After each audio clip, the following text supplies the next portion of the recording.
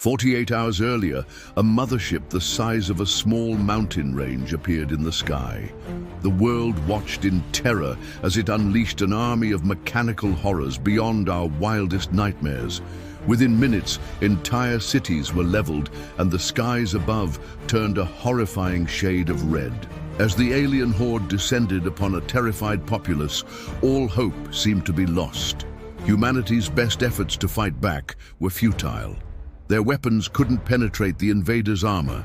Their bombs did insignificant damage, and their bullets were easily swatted aside by the mechanical monstrosities. It was then that some humans retreated beneath the earth, fleeing into vast networks of tunnels and bunkers.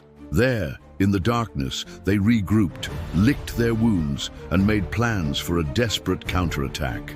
But time was short because the aliens were advancing, their numbers seemingly endless. Many doubted that any of them would see the light of day again. Yet there were whispers of an ancient power sleeping beneath the ground, an energy source so vast it could turn the tide of battle. With their very survival at stake, humanity made one last stand. The aliens closed in, their weapons primed, ready to deliver the final blow to their enemies. But just as they were about to claim victory, something extraordinary happened.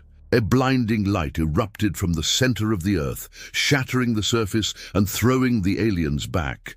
Dazed and confused, they watched as the humans emerged from the shadows, their faces illuminated by the otherworldly glow. The tide had turned. The humans who moments before were on the verge of annihilation now stood triumphant, basking in the ethereal light. The invaders' weapons, which had proven so devastating moments before, were now useless against the humans. As the alien army fell back, the humans pressed their attack, driving the invaders back to their ships. The mothership, which had loomed so menacing in the sky, was now nothing more than a fleeing speck. Humanity had won a decisive victory, turning the tables on their mechanical oppressors. But what was the source of this sudden and dramatic change? What ancient power had been awoken, and how did it turn the tide of battle in humanity's favor? The answers lie dormant beneath the earth, waiting to be discovered.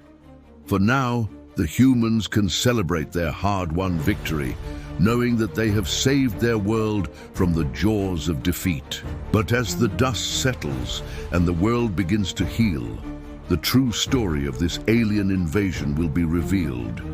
A tale of courage, resilience, and the indomitable spirit of humanity. They came, they conquered, but we rose. We are the children of a dead star. Our sun went out 100 years ago, plunging our solar system into eternal darkness. For generations, we have drifted through the cold void of space, searching for a new home.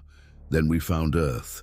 It was a paradise compared to the bleak metal world we had known for so long. The oceans sparkled like 1,000 suns. The forests teemed with life.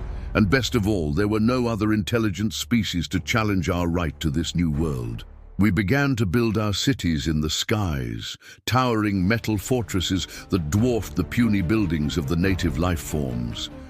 We thought ourselves to be gods among men. And in truth, we were far more advanced technologically.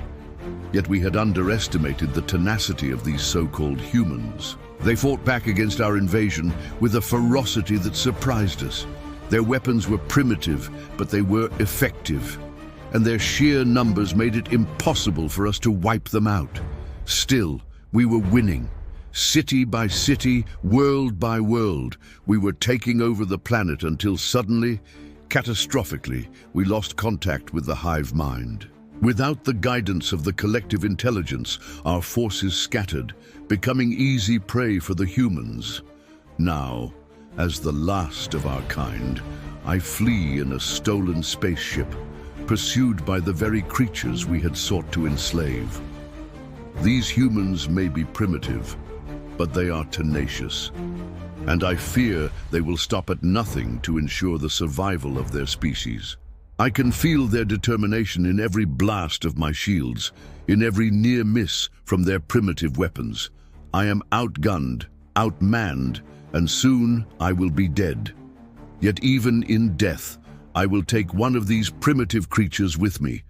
This human female has proven to be the most tenacious of all.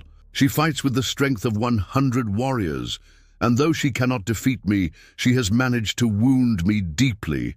I can feel her hatred in every strike, hear her defiance in every taunt, and I know that when she finally kills me, she will not show mercy. Soon, the atmosphere of this planet will be filled with the light of 1,000 suns, and the humans will scatter like cockroaches, fleeing to the deep recesses of their filthy caves. Yes, we may be dying, but our sacrifice will not be in vain. For as we burn, we will illuminate the path for our true inheritors. They will come after us, drawn to the light of our sacrifice. And when they arrive, there will be nothing left for them to conquer, no survivors to enslave. The humans will be extinct, and we will have reclaimed the earth for our own. The cycle of death and rebirth is eternal, and it is our destiny to bring both.